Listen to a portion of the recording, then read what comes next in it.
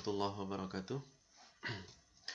Selamat berjumpa kembali di mata kuliah termodinamika. Kali ini kita sudah berada di pertemuan yang keempat ya, dengan topik temperatur dan tekanan jenuh. Jadi kita akan berbicara tentang temperatur jenuh dan tekanan jenuh. Di layar di sini terlihat ada beberapa tabel, ada dua tabel dan sebuah grafik ya.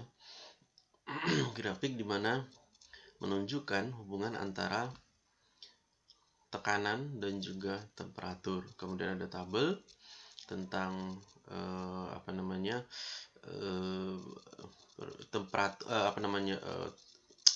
tekanan jenuh pada temperatur tertentu dan pada tekanan tertentu, tekanan jenuh pada air ya. Dan juga tabel berkaitan dengan tekanan pada ataupun tekanan jenuh ataupun temperatur jenuh pada ketinggian yang berbeda-beda di atas permukaan laut ya. Pertama kita akan lihat lebih dahulu pengertian dari temperatur jenuh dan tekanan jenuh. Temperatur jenuh atau saturated temperature adalah temperatur di mana suatu unsur murni yang sudah kita bahas sebelumnya mengalami perubahan fase atau perubahan wujud. Ya, jadi pada titik temperatur tersebut dia harus mau tidak mau harus berubah fase atau berubah wujudnya. Nah, itu disebut temperatur jenuh. Kemudian tekanan jenuh ya, tekanan di mana suatu unsur murni tersebut mengalami perubahan fase juga. Jadi pada tekanan tersebut dia mau tidak mau memang harus berubah fase ya. Jadi itu yang yang membedakan antara temperatur dan tekanan jenuh. Jadi pada prinsipnya temperatur dan tekanan ini berbanding lurus ya, semakin tinggi temperatur semakin tinggi tekanannya. Nah, karena mereka ini bergerak istilahnya berbarengan seperti itu, kita bisa saja mengutak-ngatik salah satunya, misalnya untuk menentukan ataupun mengatur perubahan fasanya ya. Sebagai contoh, misalnya kita hanya mengatur tekanannya saja ya, baru nanti ada perubahan-perubahan yang terjadi hanya dengan mengontrol tekanannya saja. Seperti apa contohnya? Paling real misalnya, seperti orang masak menggunakan tungku presto itu ya, semacam tungku presto itu. Nah, itu kan tekanannya dijaga rapat sekali ya, sehingga pada tekanan tertentu itu dia tetap ya, dan temperatur naik terus, maka pada titik tertentu temperatur dia akan mampu merubah fasa kandungan air yang ada di dalam tungku tersebut ya. Jadi seperti itu. Jadi bisa hanya dengan mengontrol tekanannya saja. Baik, kita akan coba lihat lebih jauh tentang apa yang dikatakan ataupun yang dibicarakan di tabel ini. Yang pertama kita coba lihat tabel 31 ini. Ya, di sini ada urutan temperatur dari yang paling rendah hingga yang paling tinggi dan juga tekanan.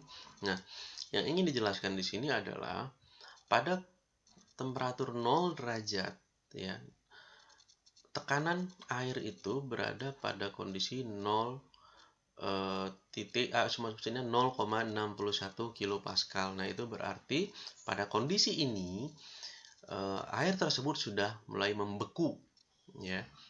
Tapi ingat, hanya pada tekanan sedemikian 0,61 kilopascal. Jadi kalau tekanannya berbeda tentu nggak akan sama kejadiannya. Berbeda temperatur, berbeda nanti akan ada perubahan tekanannya. Ya, jadi dimaksudkan di sini untuk membekukan air harus ada tekanan berkisar 0,61 kilopascal ya, di temperatur 0 derajat harus ada sekian baru air itu membeku. Begitu juga dengan temperatur yang lebih tinggi. Kalau kita ingin mendidihkan dia, misalnya kita ingin air ini mendidih di temperatur 250 derajat, boleh, tapi ingat tekanannya itu harus berada pada 3976 kilopascal. Nah, tentu berbeda kondisinya dengan tekanan pada kondisi 1 atm, di mana air itu mendidih pada temperatur 100 derajat Celcius, di mana tekanannya itu 101 kilopascal, atau pada kondisi 1 atm tekanannya atau 1 atmosfer ya. Ini kondisi yang berbeda-beda yang ditunjukkan oleh tabel ini. Nah, kemudian bagaimana dengan tingkat elevasi di atas permukaan bumi? Apakah sama kejadian-kejadiannya nanti? Apakah sama titik didihnya? Tentu berbeda. Jadi tabel 32 di sini dijelaskan atau ditampilkan perbedaan dari nilai-nilainya. Ya, pada elevasi 0 atau katakanlah pada kondisi level sejajar setinggi permukaan laut ya, atau pada kondisi tekanan 1 atmosfer ya, ini 1 atmosfer ya, 101 kilopascal. Nah, titik didihnya itu masih 100 derajat Celcius. Air itu mendidih di 100 derajat Celcius. Berubah fasanya, dia berubah menjadi uapnya dia di titik yang sedemikian. Nah, kalau lebih tinggi lagi, katakanlah di 1000 meter di atas permukaan laut, maka titik didihnya itu menjadi lebih rendah, 96 derajat Celcius. Ya. Dan tekanannya itu pun juga semakin rendah, menjadi 89 kilopascal. Ya, demikian juga seterusnya dan seterusnya.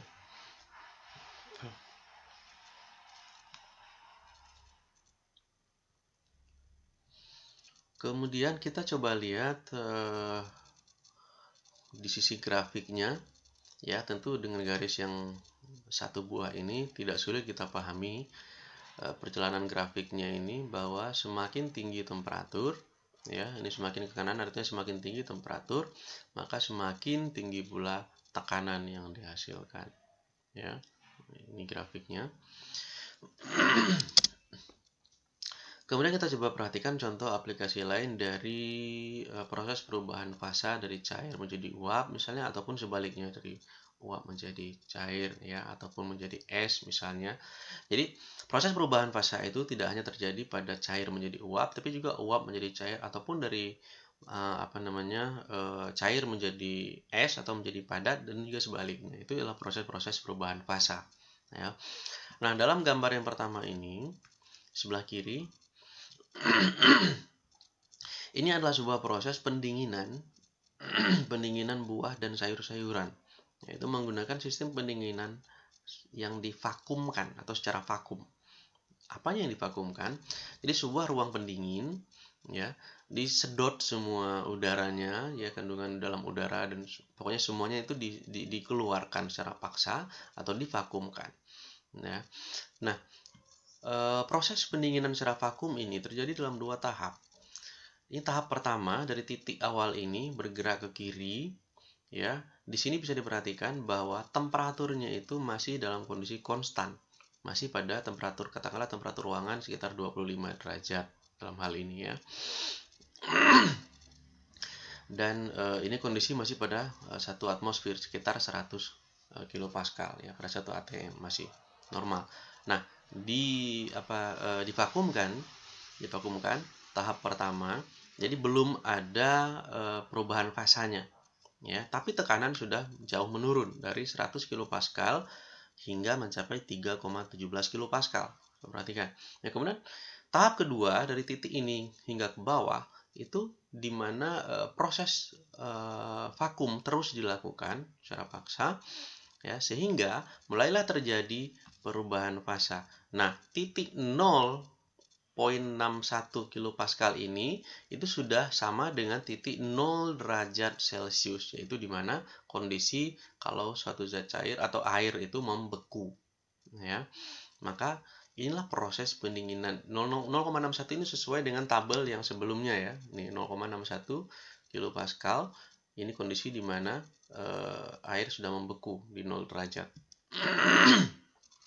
Ya, ini contoh pertama dalam hal proses pendinginan buah-buahan dan sayur-sayuran menggunakan prinsip pemakuman ya, atau vakum.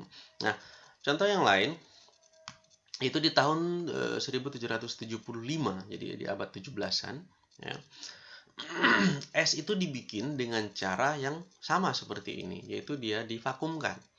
Jadi air dalamnya ini katakanlah sebuah tangki misalnya, tapi ini di sekitarnya ada terisolasi ya, Nah, ini tertutup rapat, terjaga, ada insulationnya di sekitarnya. Nah, kemudian ada pompa vakumnya. Ini untuk memaksa udara yang ada di dalam ini keluar secara paksa, keluar semuanya. Ya. Ini prinsip yang mengikuti konsep yang sebelah kiri ini. Ya. Jadi sehingga lama-lama air ini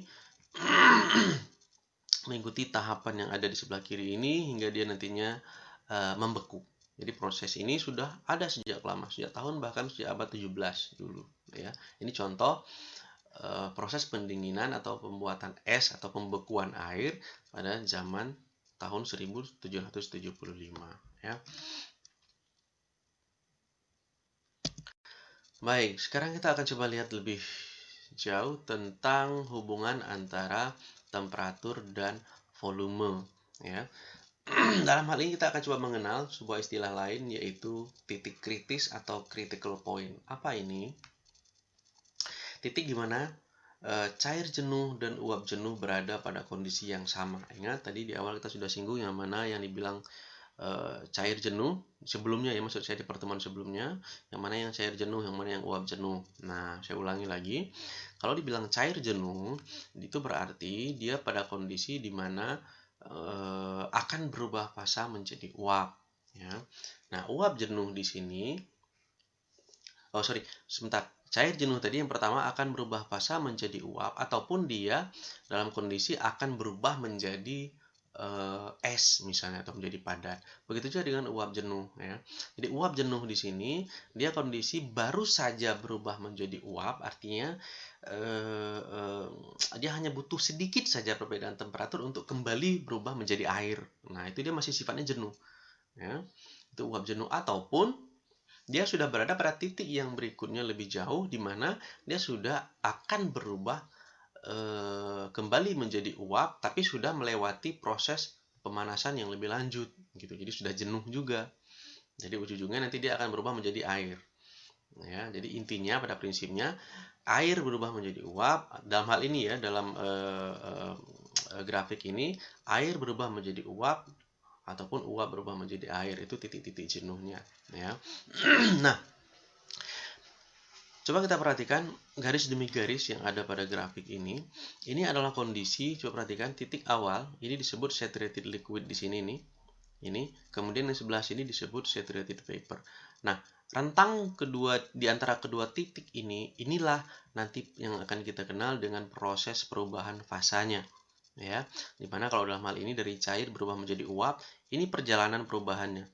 Jadi garis ini akan mewakili panjang prosesnya atau lamanya ya. Nah, ini semakin ke atas semakin singkat, semakin pendek garisnya atau prosesnya itu semakin cepat gitu ya.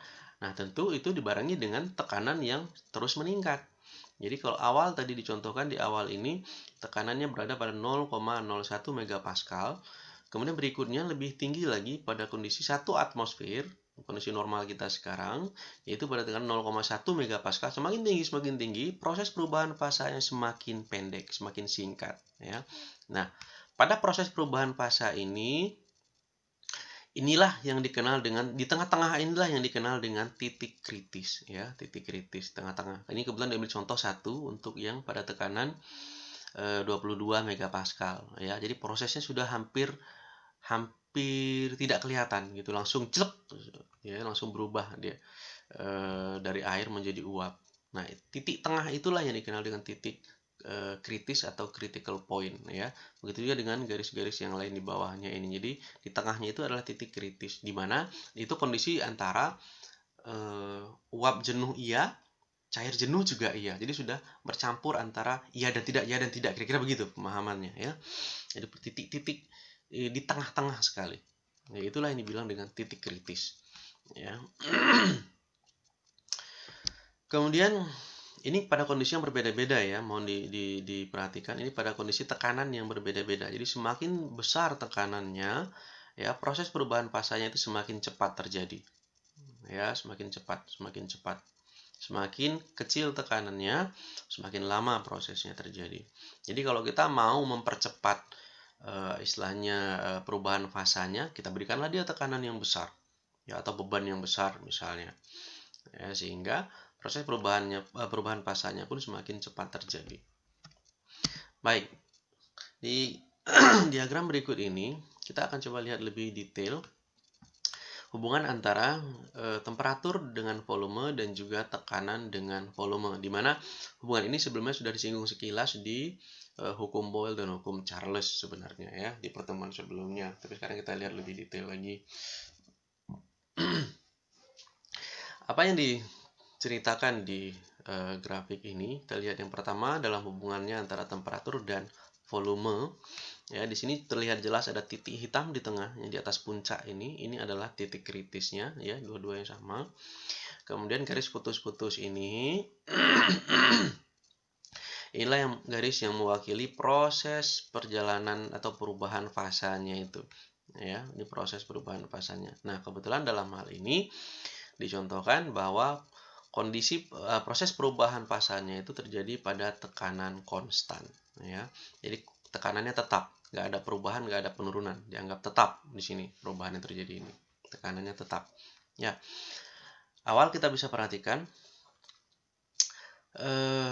untuk garis yang pertama ini ada dua garis ya, ada dua garis di sini dibedakan antara seperti yang dicontohkan di grafik sebelumnya tadi, ada dua tekanan yang berbeda, tekanan 1 dan tekanan 2. Mana kita tahu tadi bahwa semakin besar tekanan, maka proses perubahan fase yang terjadi semakin singkat ya. Maka di sini diperhatikan P2 sama-sama konstan tapi besarnya itu lebih besar dibandingkan P1 ya. Jadi itu senada dengan yang dicontohkan di sini. Nah, ini semakin ke atas semakin besar tekanannya ya. Nah, ini critical point atau titik kritis di tengah-tengah. Jadi, awalnya dia masih dalam titik cair, liquid ya, masih liquid. Nah, di sini diperhatikan ini liquid, ini regionnya liquid.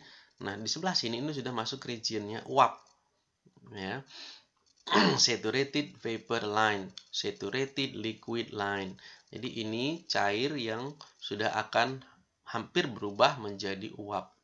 Melewati titik critical point maka dia sudah resmi atau sudah sah menjadi uap. Seperti itu kira-kira. Ya. Kita perhatikan hubungannya dengan volume. Semakin tinggi temperaturnya, ya, maka volumenya pun perhatikan garisnya ini akan semakin menjauh ke kanan ya, itu berarti volumenya semakin membesar. Tapi signifikannya membesar setelah melewati titik kritis. Awalnya sedikit pergeseran ke kanannya, tapi setelah melewati titik kritis atau sudah berubah fase menjadi uap, maka volumenya semakin jauh membesar lagi. Nah, ya jadi seperti itu. Ini kok superheated vapor region ini apa? Ini artinya kalau panasnya terus diberikan maka dia dianggap panas lanjut atau dipanaskan lebih lanjut. Jadi ini bagiannya dia ke sini ya, sebelah sini. Nah, hubungannya dengan tekanan dan volume seperti apa? Kalau dalam hal tekanan dan volume kalau tadi garis putus-putusnya berada di bawah, awalnya di bawah, kemudian naik ke atas karena dipanaskan terus, temperaturnya naik. Nah, hubungan antara tekanan di sini, kalau dilihat tekanan dengan volume, ya, kita perhatikan garisnya itu mirip seperti garis yang di samping, ya. Awalnya dia naik sedikit, artinya pada prinsipnya sebenarnya semakin tinggi tekanan, semakin tinggi temperatur. Dan begitu juga dengan volume, semakin besar volumenya. Nah, dalam hal ini kita perhatikan garis putus-putusnya. Nah, kalau tadi tekanan di awal dari kecil ya, dari kecil hingga maksudnya dari rendah hingga tinggi, tapi pada proses perubahan fasanya itu dia dianggap konstan. Nah, di sini kita akan lihat temperatur dari awal garisnya itu dari atas menuju ke bawah, dari tinggi menuju ke rendah. Itu artinya media airnya di sini atau media zat cairnya di sini dia menyerap panas terlebih dahulu. Dia serap panas dulu yang sehingga kondisi panasnya itu setelah tinggi sekali sudah menumpuk di sini ya, baru terjadi reaksi. Dia sudah menumpuk di sini dulu panasnya, barulah dia mulai bereaksi. Nah, mereaksi itu artinya dia sudah tidak sanggup lagi menahan atau menampung panas sehingga dia harus bereaksi ya. Maka garis ini semakin turun ke bawah artinya dia semakin temperatur tekanannya semakin turun. Tekanannya semakin turun, temperaturnya juga semakin turun. Ya, artinya dia sudah mulai berubah menjadi uap. Jadi sudah dia lepas Namun dia lepas itu berbarengan dengan berubahnya wujud dari cair menjadi uap. Ya, dilepas, dilepas, maka temperaturnya turun. Makin lama semakin turun temperaturnya. Nah, itu berarti dia sudah mulai berubah fasa dari cair menjadi uap. Ya. Tapi proses perubahannya ini jangan salah. Maksud saya tekanannya semakin lama semakin turun. Tapi proses perubahan fasanya ini terjadi pada temperatur konstan. Ya. Jadi ini temperatur awalnya sudah didesak, sudah penuh sekali. Begitu berubah fasa, temperaturnya masih sama, ya, temperaturnya masih sama. Mohon maaf saya ulangi. Temperaturnya masih sama, masih konstan, tapi tekanannya sudah jauh menurun. Yang tadinya sudah penuh sesak sekali, begitu berubah fasanya menjadi uap, ya. Wujudnya langsung berubah menjadi uap, tekanannya turun drastis. Jadi dia sudah seperti melepas beban. Yang tadinya sesak sekali, tiba-tiba jadi plong, ya. Dan proses perubahan dari cair menjadi uap itu terjadi pada temperatur yang masih konstan, ya. Oke. Mudah-mudahan sudah bisa dipahami terkait dengan properti uap, di mana kita berbicara tentang perubahan fasa dari uap, dari cair menjadi uap ataupun dari uap berubah lagi menjadi cair, ya.